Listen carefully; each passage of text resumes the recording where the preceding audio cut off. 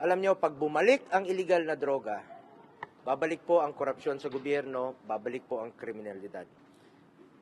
Ang taong bayan na po ang humusga kung nakinabang ba ang Pilipino sa ginawa niyang strong stance against illegal drugs.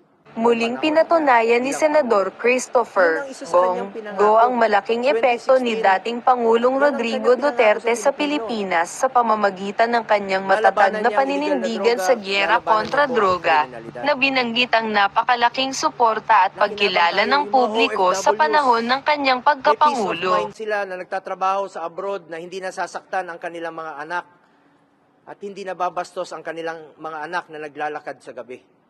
Nakakauwi ng safe, nakakauwi ng hindi nasasaktan. Pag bumalik ang illegal na droga, mas nakakatakot. Ginawa niya po ito para sa taong bayan.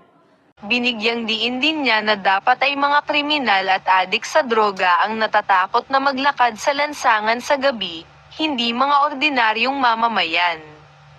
Dapat po ang kriminal, dapat po ang drug addict at takot maglakad sa gabi.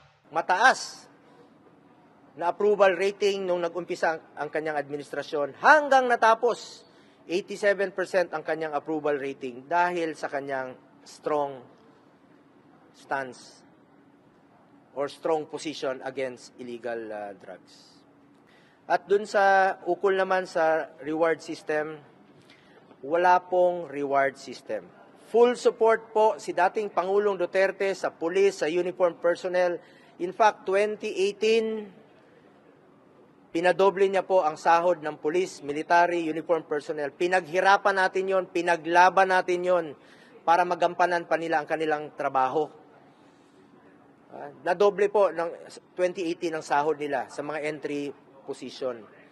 Itinanggi ni Senador Bongo nitong Sabado na mayroong umano'y reward system na umano'y umabot sa 1 na milyong piso kada patayan sa giyera ni dating Pangulong Rodrigo Duterte laban sa iligal na droga.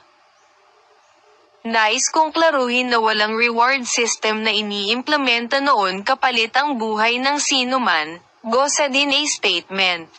Siya sa mga kampo, pag may mga giyera o may nasasaktan, nagbibigay ho siya ng tulong sa kanila, sa mga wounded in action, talk to troops, binibigyan niya po ng tulong yan. Pumupunta siya sa pinakasulok ng Pilipinas, even sa Hulo, para makipagpulong po sa mga tropa doon.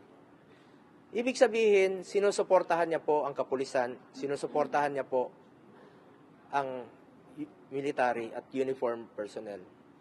Pero let me repeat, wala pong reward system na sinasabi nila ngayon. Masyado pong baseless accusation po ito.